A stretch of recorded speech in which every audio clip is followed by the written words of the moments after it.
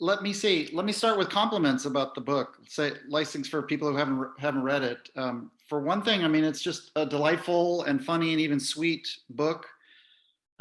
It's good at making difficult philosophical material easy to follow, but it does it with a really nice writerly touch.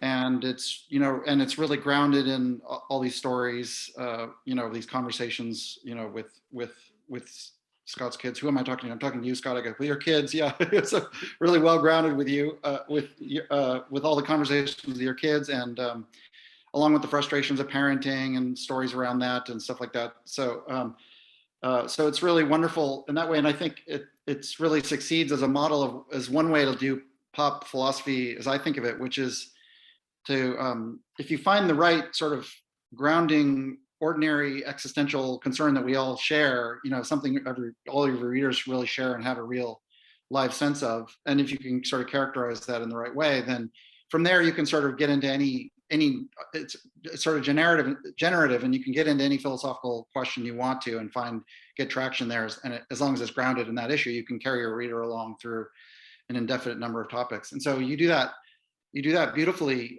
starting from things people know, parents or parents who have kids and know what it's like to have conversations, wide conversations, etc., with their kids, and care about raising a good little person, so and then that generates, as you bring out, like, you can get into all kinds of topics just for all the whole variety of things that kids have wisdom about.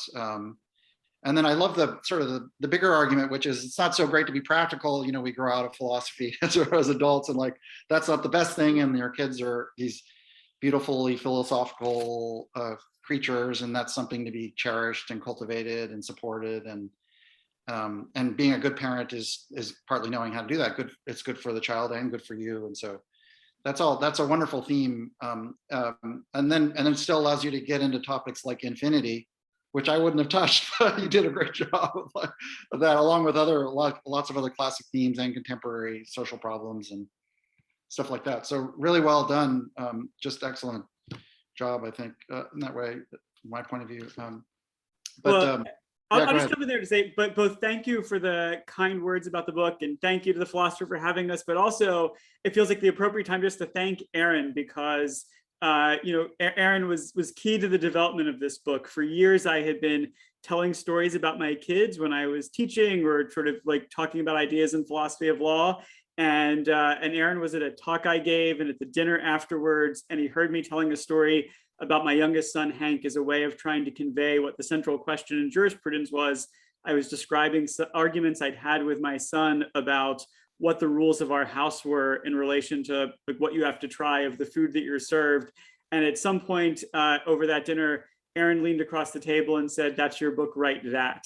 And so the Nasty Version Short wouldn't exist, I think, if I didn't have the encouragement from Aaron, and really the orientation to, hey, maybe there's something to be done with these stories about my kids for a broader audience. So thank you. That's really, yeah, it's really fun to hear that. I mean, I only had the vaguest sense of what it could be, but it's wonderful to see you having just delivered the thing, and that's like the thing that I had a vague sense of. So, and it really came like a better result than as good or better than I would have done if I'd ever tried. I don't have kids myself, just Pomeranian, and so I couldn't have done it really. But so yeah, it's really fun to see that.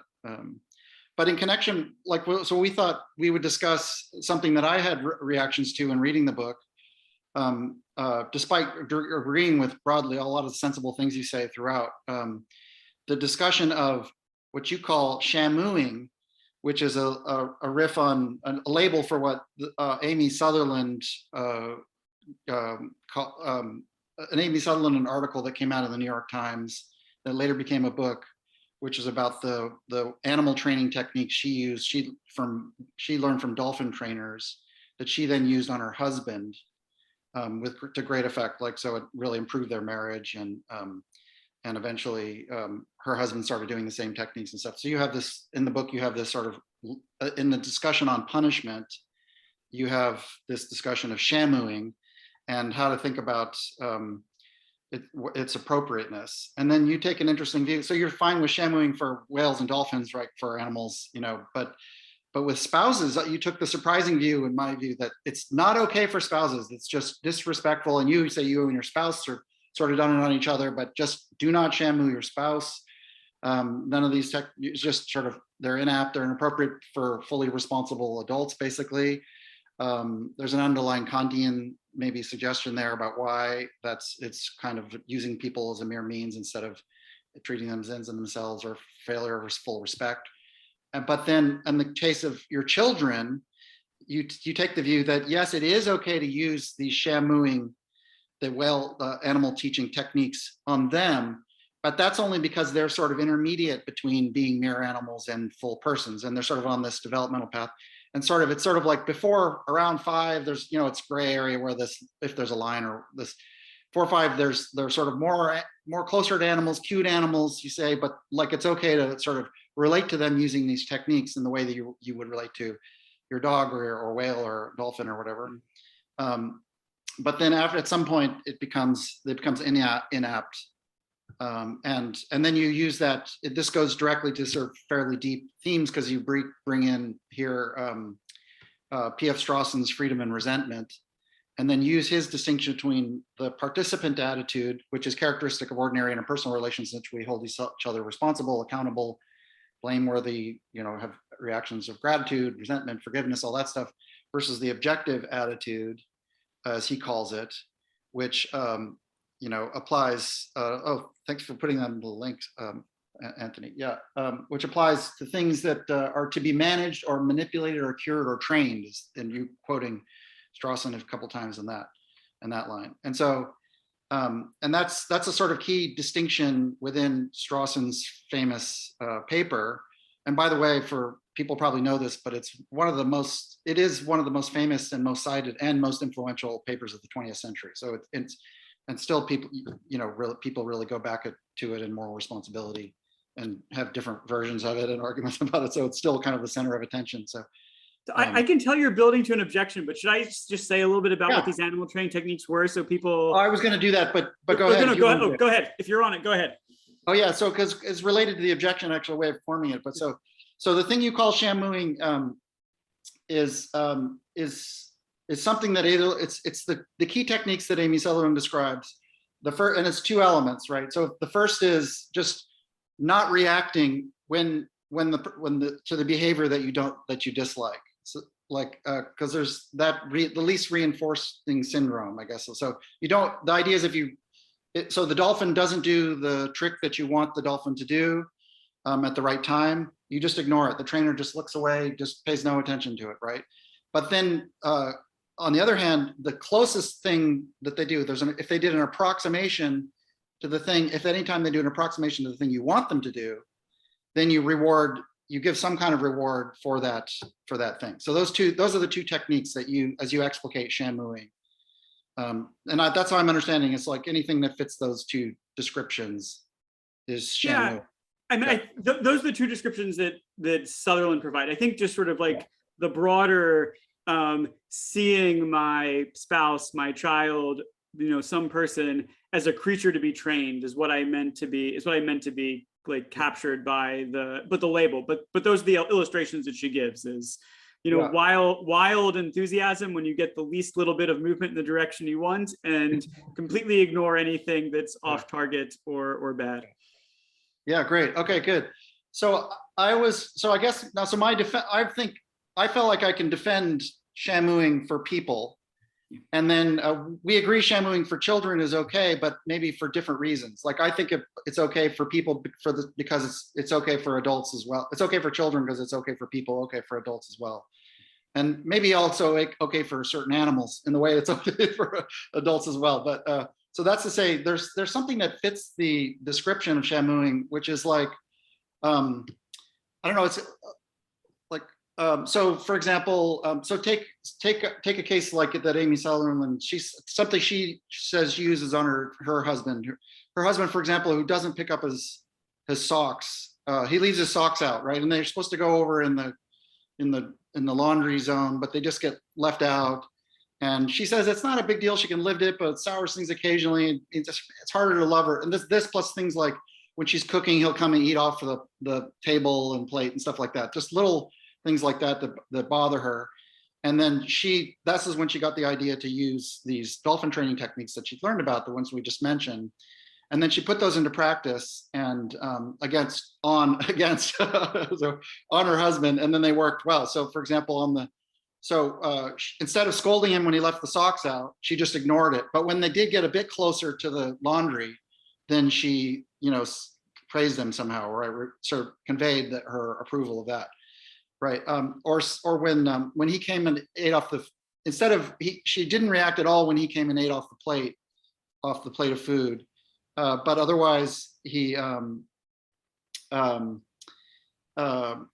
But then she'd put out a separate plate of food off to the side that were for snacks or whatever. And then when he came and would eat those, she'd say praise him or thank you, like that, sort of approve. And that really worked, right? And then similar things, if he lost his keys and he was losing his mind, she wouldn't react at all.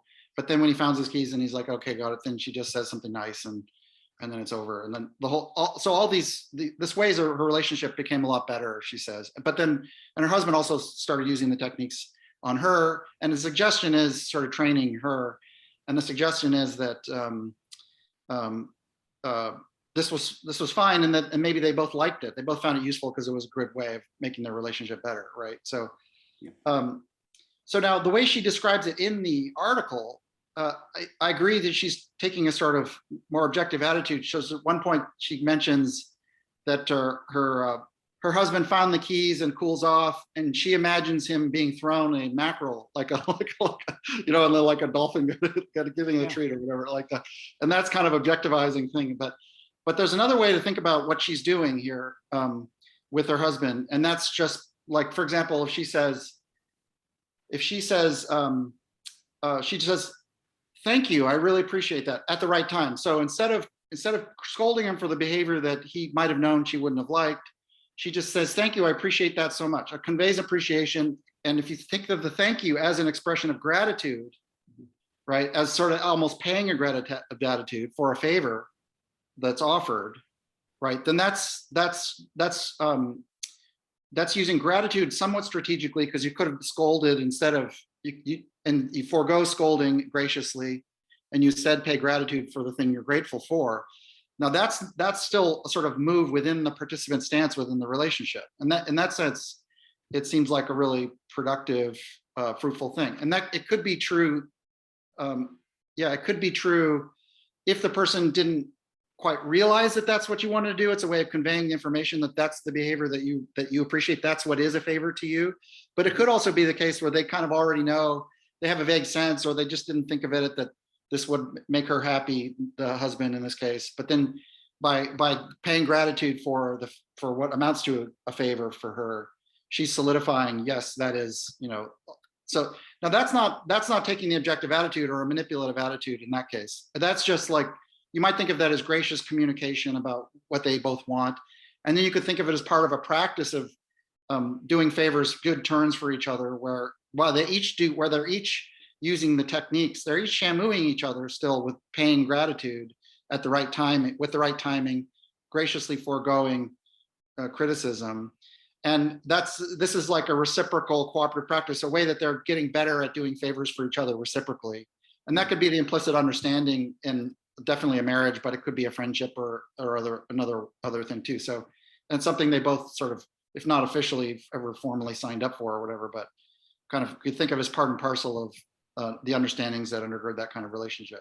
Now you could think of the kids, you're doing something similar with your children is where it's a little bit different, because you're doing more, as you say, depending on the age they're at, that you're trying to elicit an understanding that this is the right thing, or this is the good thing, right? Where maybe they didn't have it. There's a possibility of them getting the point, but they didn't quite see it. But in this case, you can still pay them gratitude for doing the right thing. Thank you for doing that. And that's different from just training an animal, right? Paying gratitude is the participant attitude, even as Strawson defines it. Let me stop there. That's the first objection. Do you have response to Yeah, that. so let me just take a step back and sort of situate for people that are new to the book, like where this conversation is, how it fits in. So, I mean, the title of the book is Nasty, Brutish, and Short, and the opening chapters are all about questions in morality, questions about like rights, revenge, punishment, which is a lot of what you deal with in the early years of parenting. And so in the chapter on punishment, I describe a kind of first failed attempt to punish our oldest child, Rex. And then take a step back and ask, like, well, what are we doing here? Partly interested in what's the aim of punishment, but also just more generally, why are we punishing Rex at all? Why punish a child? And I noticed at the time I was writing this chapter, we had a brand new puppy, and the puppy also misbehaved, and punishing the puppy wasn't really on the table, or it wasn't really the way we talked about what we would do to adjust the puppy's behavior, right? Anthony and Aaron and I were talking earlier about how we hired a dog trainer, right? And she taught us various techniques for improving the dog's behavior, but none of them were things that we thought of as classical punishment, that we're doing things that are harsh, or we're doing things that are communicating condemnation. And so a question that I take up over the course of the chapter is, why not just treat kids the way you would treat animals? Or more generally, why not just treat all people, right, the way you would treat animals? Which is to say, if you're getting behavior that you don't like, see it as a kind of challenge of how do you train this behavior out of this person, rather than engage in practices of punishment that communicate condemnation. And where this stuff from Amy Sutherland, the idea of shamooing comes in, is she was a very prominent person who said, wait a minute, I'm going to shift, right, from being upset with my husband, being angry at my husband, expressing what Aaron was calling reactive attitudes following Strawson, and I'm going to like shift my approach to dealing with him to something like what the animal trainers have. And actually, like, she wrote this, the essay, which I think Anthony posted in the chat, was the most widely shared article, I think all time, on the New York Times website. So it really struck a chord with people, right? And Aaron describes well what she was doing, right? She was adopting this least reinforcing technique. I'm just going to ignore behavior I don't like. This approximation technique of I respond sort of very positively when there are any steps in the direction of behavior that I do like. And she reports a few things, right? One is that her husband started to shift her behavior in the direction that she preferred, right? And the second thing is that taking this perspective on her husband allowed her to release some of her resentment towards him, right? Seeing him in the way that she saw an animal, right, as part of the world of cause and effect, got her thinking about, well, why does he leave his socks around? Or why does he eat, off the wrong things at the wrong time? And that sort of diminished some of the unpleasant feelings that she had about his behavior. So Aaron is picking up and objecting to something I say midstream in the chapter, which is, I have worries about this practice of shamooing your spouse, right? And let me see if I can say what the worry is, and then try and respond to Aaron's worry about my worry, right? So when Sutherland takes this perspective on to her spouse, the suggestion I make is that in the Strawson framework, she's shifted from being a full participant in a human or in a relationship between people, right, of expecting good behavior and feeling gratitude for good behavior or resentment for bad behavior. And she shifted over to seeing him as, in this objective way, as part of the world of cause and effect, that is a thing in the world that she's not just able to manage and control, to train, but is something that she's permitted to manage, control, and train. And it's that last bit that causes me some worry, that there are certain ways of taking the objective attitude towards folks, or certain ways of acting on the picture you get when you take the objective attitude towards folks, that seem to me to bypass that person's will and to cease to treat them as a full person in the world. And I suppose, I'm not quite sure I can articulate the cases that concern me and distinguish them yet clearly from the cases that don't. But like sort of one test I've had floating in the back of my mind is, you know, just as a proxy is, could you tell the person that you're doing this and expect them to endorse the project? And maybe sometimes the answer to that question is yes. In fact, I had a friend who, when he read the chapter, said, wow, I wish my wife would shamoo me instead of getting angry at me. And so it may be that, like, you know, there's a kind of relationship or a way of approaching this kind of process where you could get the person to endorse their participation in it. But that actually wasn't what Sutherland did. What Sutherland did was just sort of quietly, surreptitiously attempt to see if she could manipulate her husband into the behavior that she preferred. And I do worry that this is ceasing to treat him. Let me give you an example. I just want to test Aaron's how far Aaron will go in his like seeing the acceptability of shamooing, right? So suppose you think that your spouse is putting on too much weight, or maybe even maybe just make it a friend of yours is putting on too much weight, and so you just you've invited your friend over for a dinner party, and they walk in the door. You haven't seen them in a while. You say, wow, you think to yourself, they've really put on some weight. I'm going to serve dessert in smaller bowls tonight. Or I'm going to serve the ice cream or the cake and then immediately remove it to the other room so that this person can't get seconds. It's not that I won't serve them seconds if they ask for it. I'm just going to, you know, manipulate the choice architecture of the situation, to use the Sunstein and Thaler phrase. Does that strike you as okay? Yeah, that doesn't. That's a good case of yeah. That seems paternalistic in a bad way, but I guess it's certain relationships sort of, it's implicit that it's okay to it's sort of good communication about, gracious communication about what would please you. That's part of reciprocity. I think it is implicit in marriage and friendship and parenting that that shamooing, as broadly described, not the way Sutherland, maybe with not the attitude she uses towards it, but described, those techniques are perfectly helpful ways of communicating gracefully. Right. And it's interesting, of course, that like that the paternalistic strikes us as the right word there, right? Yeah. Because I think in relation to your children, right, removing the dessert or, you know, serving in smaller plates, it seems to me like a perfectly appropriate thing to do for cultivating good habits when they're young. You know, one thing that struck me as you were describing, as you were offering a description of what Sutherland did in relation to her husband, right? The description you just gave of, you know, you're expressing gratitude. It's somewhat strategic.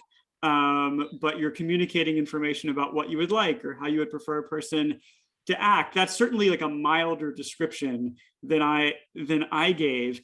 And I think that you're picking up on like a lot of these cases are going to be blurry, right? The question whether you're, you know, proceeding in the objective attitude or proceeding with the kind of like full participant reactive attitudes towards people in relationships is often there are blurry cases in the middle, is I think part of the challenge here. And I should say like that like there are blurry cases everywhere, right? I think like one of the reasons it's really hard to think about like say punishment practice of putting people in prison, which is what comes up at the end of the chapter, is that we're blurry about what we're up to there too. Which is to say, like, we've on the one hand, we're thinking about deterrence and adjusting people's incentives and trying to manipulate them into giving us the behavior that we'd like. On the other hand, we've got the kind of Feinbergian picture that this is punishment precisely because it's communicating condemnation and it's a way of holding you accountable. And so it may be that we're just often straddling the border between these two different ways of engaging people. And that the hard questions are actually not about the ideal cases on either end, but are about the blurry cases in the middle. I do worry about the strategic expression of gratitude a little bit, Like the genuinely expressed gratitude, I'm really appreciative of the fact that you picked up your socks would be one thing, and that would be conveying something genuine. But but it seems to me that my spouse certainly wouldn't be grateful if I picked up my socks. Um, she wouldn't have the resentment she has when I don't pick up my laundry, right? But to express the gratitude would be would involve a kind of artifice. You don't find that worrisome.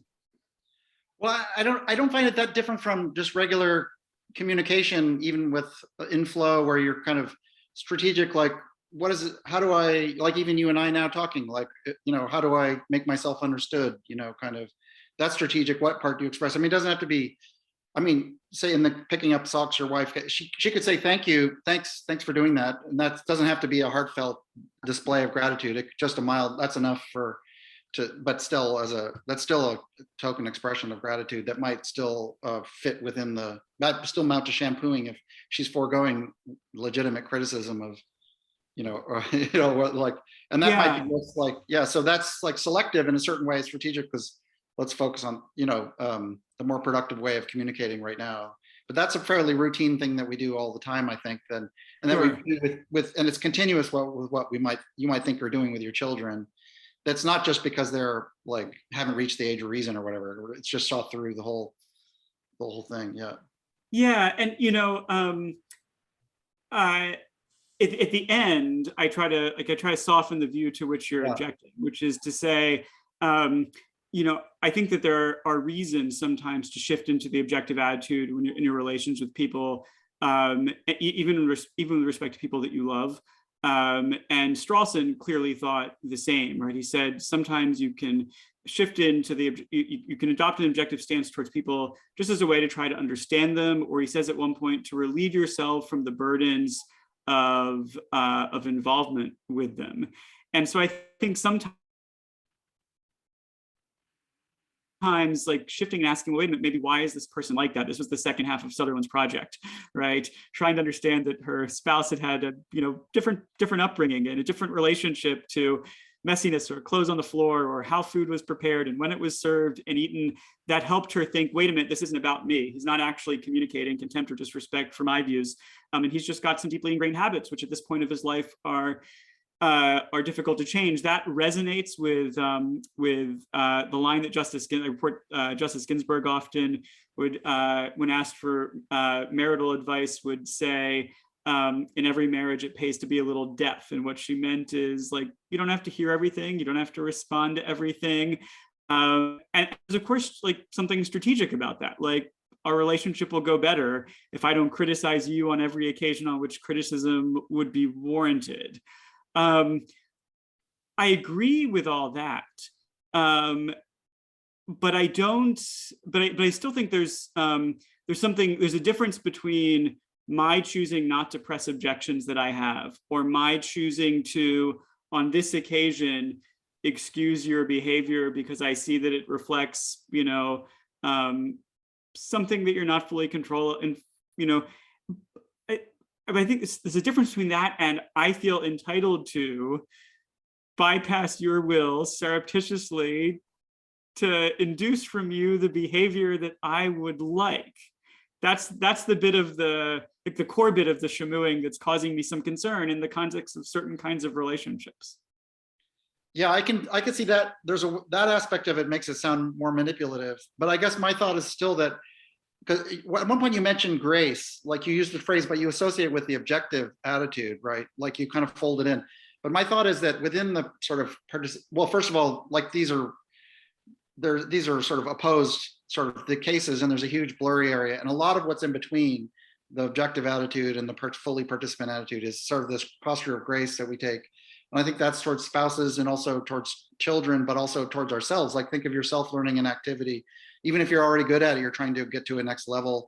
You're kind of working with yourself to get the legs to do whatever, through repetition and stuff like that until you're totally in flow. But even then, and so similarly, just you're working with your spouse so that you can both be happy. You're working with your kids so the kids can grow up and learn the basic things that every kid has to learn, and that's a kind of that is a participation in these attitude. It's not it's not shifting to the objective attitude in the sense fully that you described. That it does sound more manipulative and user like, yeah. Yeah, and actually, I think maybe just we're saying something just to connect this to like the broader, like one of the broader themes of the book is, like I think there's like two different kinds of things happening in the book in relation to sort of the question of the day: what can we learn from our kids? When we're thinking about philosophy, like a lot of the book is like conversations that I've had with my kids, like questions my kids have asked. How big is the universe? Does God exist? In relation to the question whether God exists, I explained in the last chapter how, like, at 4 years old, Rex kind of completely reframed my view of religion. But there's another thing that happens in the book, which is just thinking about some of the standard problems of philosophy in relation to kids is, I think, actually like a way of getting us to think about a lot of the concepts and practices that we have somewhat differently. Right. So it plays out in the punishment chapter by, through the kind of conversation that Aaron and I have just been having, which is to say, why am I punishing my child rather than training them? What does this teach me about punishment in general? And then ultimately, maybe what might this teach us about what we're trying to do when we are punishing adults through the criminal justice system? Plays out in the authority chapter where, by 3 years old, I've got my kids saying, "You're not the boss of me," and I'm thinking, yeah, I am. But it's hard to explain why, even in relation to the little kid. And so sort of testing adult theories of authority against parenting. But, like on the question that Aaron and I have been discussing, I think what I want to do is just fall back on the thought that that the ideal types that Strawson offered us are frequently mixed in the way we approach relationships. And sometimes what we need to do is think about the way in which they're mixed and whether there's more or less appropriate versions of the mixtures, or whether there are places where we might cross lines by treating each other or by giving the objective attitude too much prominence in our relationships. Cool. So I'm told that now Anthony will take the Q&A. He'll manage the queue, and I think I was supposed to enable him to do that. So did I do that, Anthony? You're supposed to come on now. Yeah, here he comes. Here I am. So I think we decided that the best approach for this would be I'll ask some of the questions from the audience to Scott, and then Aaron, if there's any follow-ups, any new questions that are generated out of the question or Scott's response, then feel free to come in at any point. So I thought I'd start with, there's a couple of questions that have come in from Joanna Rita Souza, which are kind of, general questions about the book. So one of them is,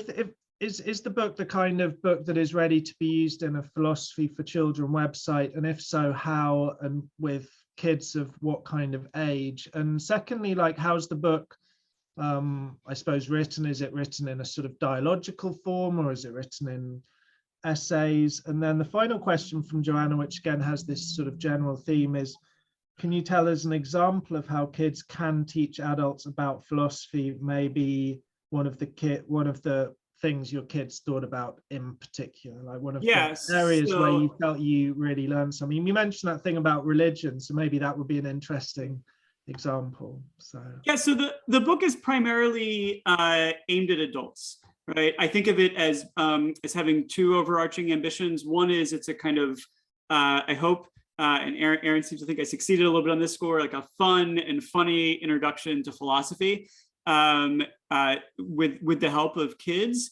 And then it's also a plea to see kids as I think the serious thinkers that they really are. So I hope really to capture adults' minds and to get them talking to kids a little bit, thinking about philosophy on their own and talking to kids maybe more than they do. I do think that the book may work with kids of a certain age too. Actually, maybe lots of ages, right? I think like you could just read it with high school students as an introduction to philosophy, and it would work really well. And actually, like the book comes in 12 chapters, and it covers lots of, covers questions about morality, it covers questions about identity, it covers questions in metaphysics and epistemology. And so I think it works as a kind of first encounter with philosophy for maybe teenagers. My kids are younger, and I've read a lot of the book with them, and I'm hearing actually from lots of other people that are reading parts of the book with their kids. And I think actually the way to do that is to take some of the stories about my kids, maybe not to like, so the book is written where it's like, here's a story about my kids, and then some grown up thinking about it, and then puncture, like the chapters sort of they switch back and forth between stories about kids and then getting some help from professional philosophers and thinking about the questions that kids are raising. And I found that, just by reading kids the stories about my kids, it opens up the question. You don't have to read them the more intellectual portions of the book to get those conversations going. So I think that's what the book is like, and how I think about using it in relation to kids. So an example, actually my favorite example, I don't know if Anthony can pop, like I had an essay in the New York Times that was, that the Times actually gave it a title I loved. It was How to Pray to a God You Don't Believe In.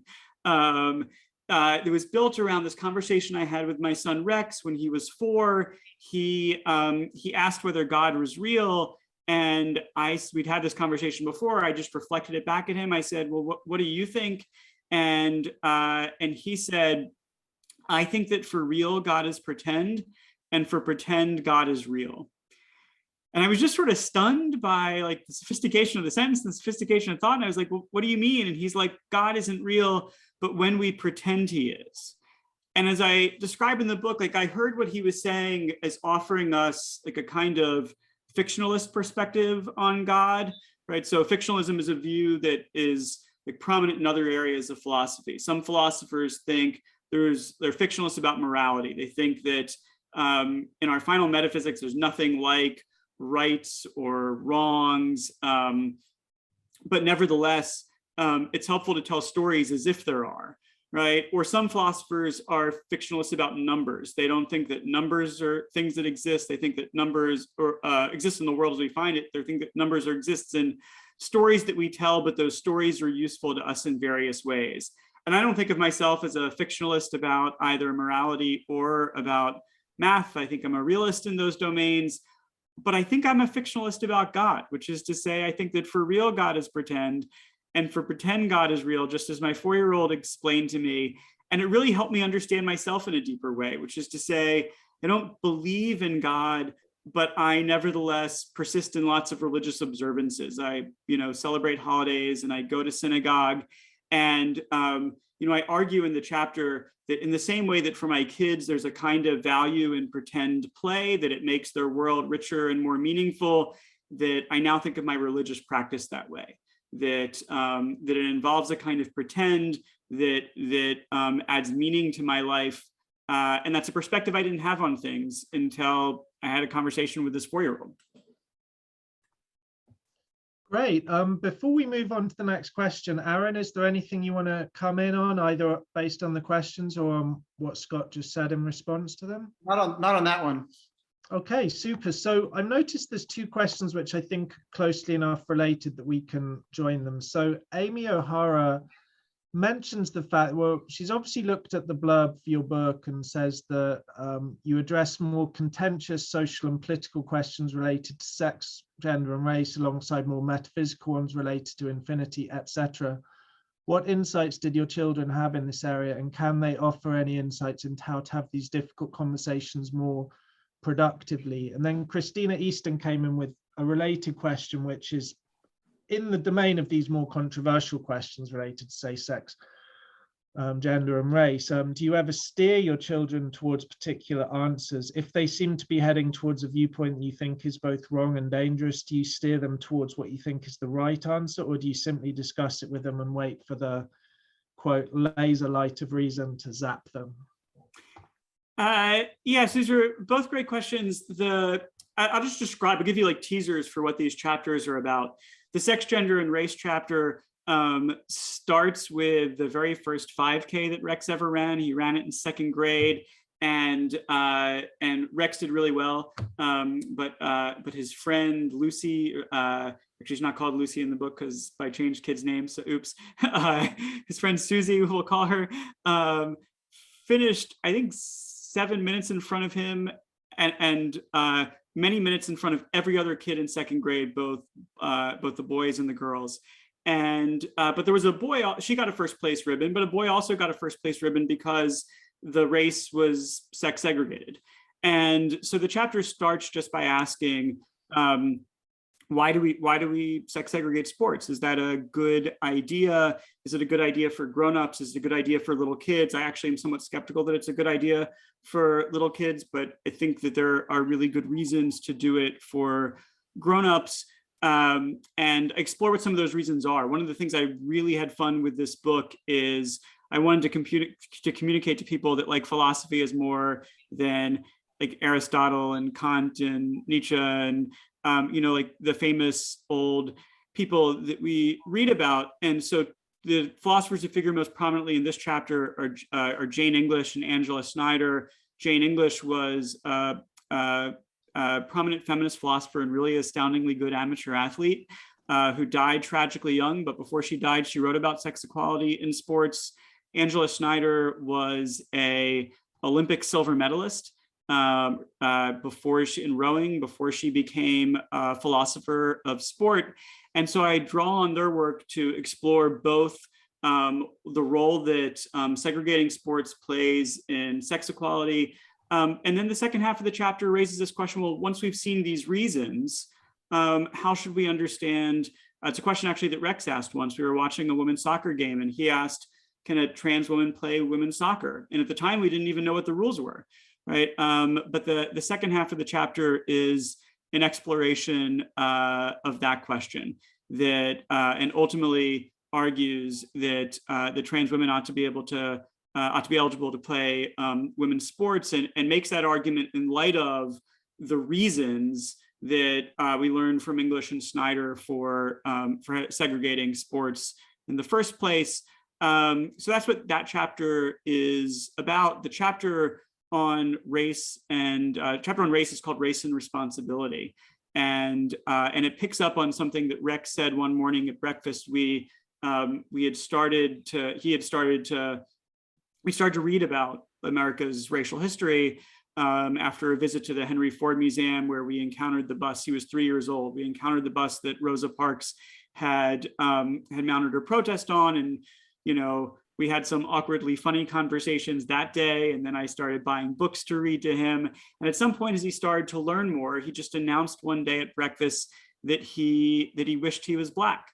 And it was clear that, it was like a little kid thought of like, we're reading these stories where the heroes are Black and the bad people are white.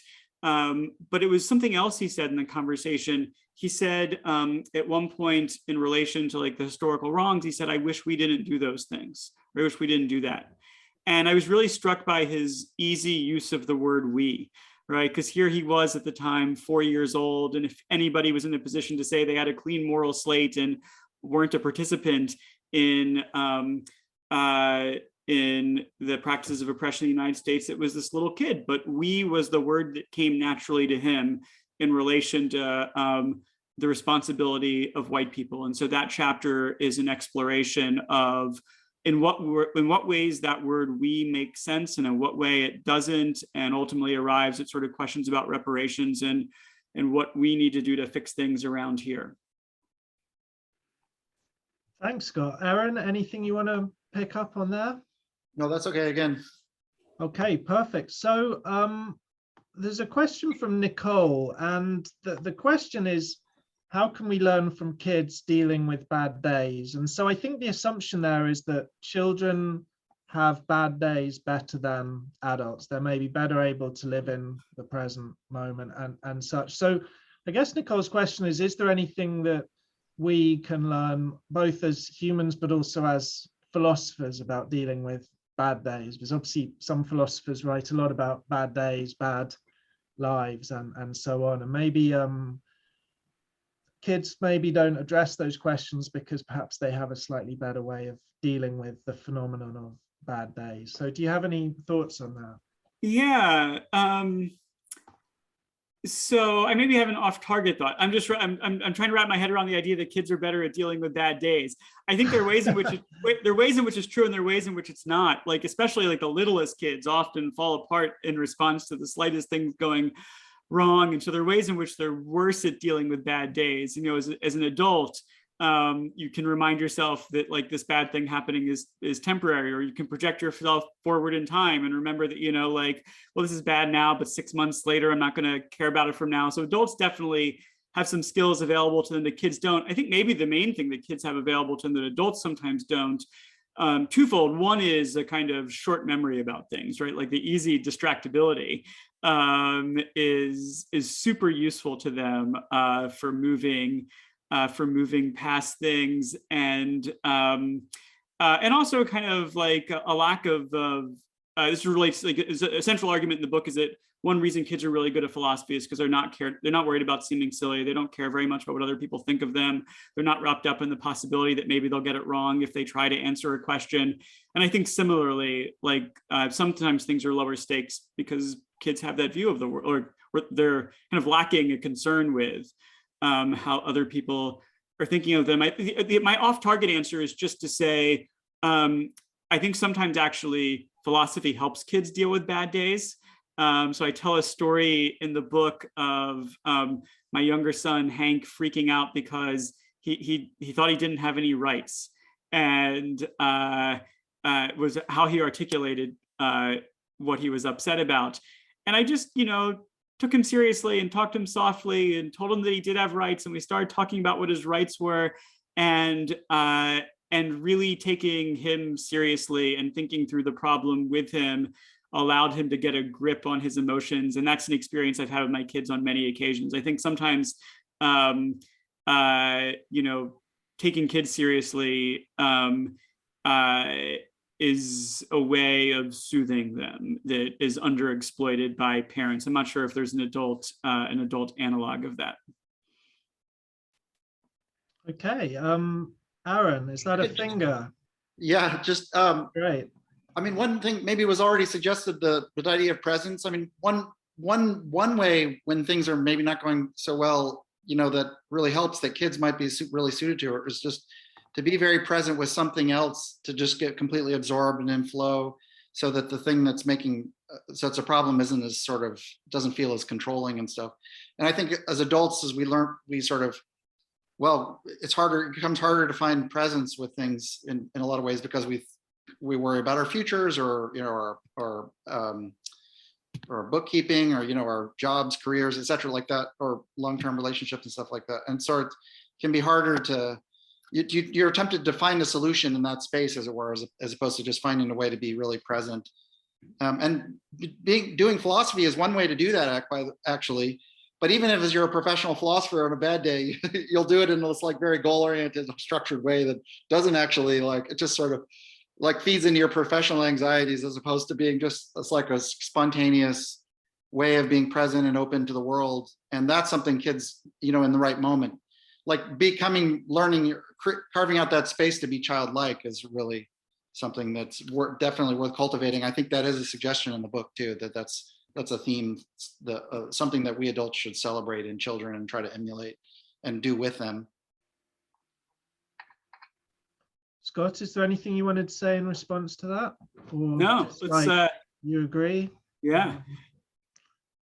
Good. So there's a question from Elka, which I guess has a more anthropological thing. And having not read your book, I'm not sure if you engage in it, how much you can speak to it. But anyway, the question is, are there significant cultural differences in the kinds of questions that children ask? I guess in this context, maybe philosophical questions, but So I think the answer has to be both yes and no, right? Which is to, like I say in the introduction to the book, that like what you're going to get is a kind of tour of philosophy, but like all the best tours, like this one's a little bit quirky, right? Like there are some stops that would be on any tour, right? Like that, you know, some of the like questions about God or questions about like truth and knowledge, I assume that in one form or another, right? Like just take the question, am I dreaming my entire life, right? Like it crops up in antiquity all over the world, right? And then little kids continue to repeat the question. So I assume there's some sort of things just about being a person that are universal. And then there are others that are going to be like highly culturally dependent. So like my 4-year-old is concerned that he doesn't have any rights. There may be places where moral conversations are framed in different terms, and whatever concern he had would have cropped up somewhat differently. And then certainly some of the questions, say, related to race that the book engages are really specific to an American context. I mean, have resonance with other places in the world, obviously, but we're grounded in our learning about the particular history here. Yeah, I can report on this. There was one point in Scott's book where it was a moment where, like, it was one of your kids was asking why, and then you were engaging the question in a productive way. And it immediately reminded me of a sociological study on different parenting styles. I think it was based in Philadelphia, did surveys of parents and what do you do when your question asks, like, why do dogs yawn? Like just a question like that. And it was a pretty stark socioeconomic sort of class-like difference. So for better educated families, they tended to say, I don't know, let's go find out, right? Sort of was occasion for curiosity and exploration, stuff like that. But it tended to be in lower socioeconomic status households. Parents would just tend to say, like, because I said so, or that's just how it is. So just a closed answer. And so that's a sociological difference. And it doesn't have to be limited to class, because, I mean, if you just understand it's valuable to be opening. But I think that's another sort of thing that's the book conveys, is the value of really embracing that openness.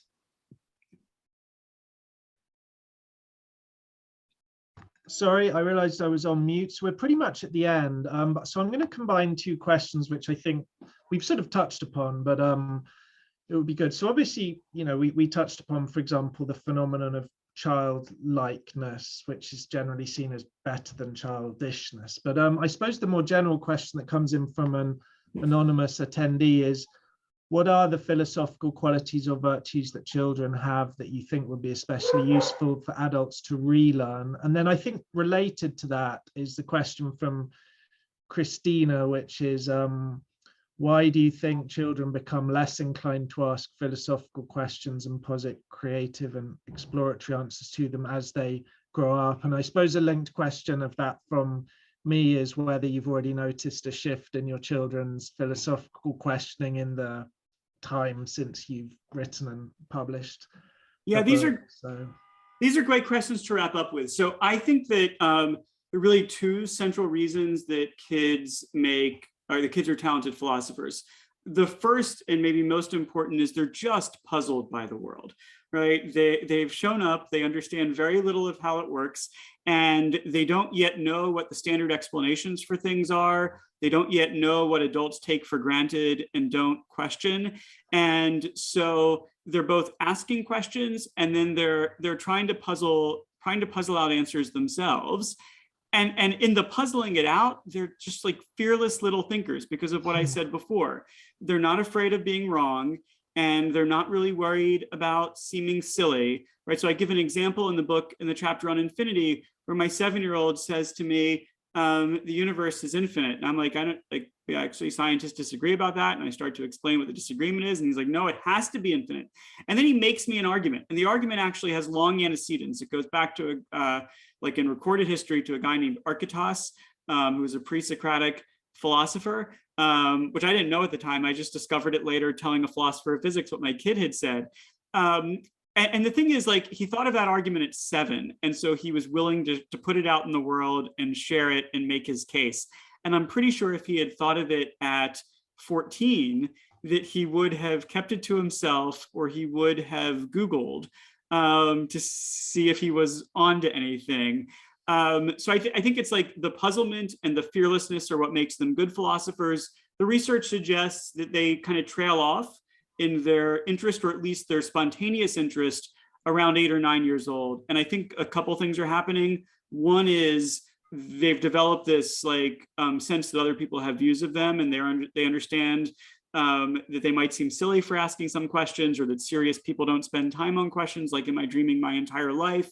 They're worried about seeming wrong. And also, like, and I can see with my own kids, it's somewhat that their interests shift. They become like, more engaged socially. It's around the time like lots of like other developmental changes are happening, and they're orienting themselves less to just figuring out the basics of the world and maybe more towards figuring out like a set of social relationships. But it's also quite clear that if you engage them philosophically, even past 8 or 9, like the ability is still there. And I think the interest is often too, it's just a little bit submerged.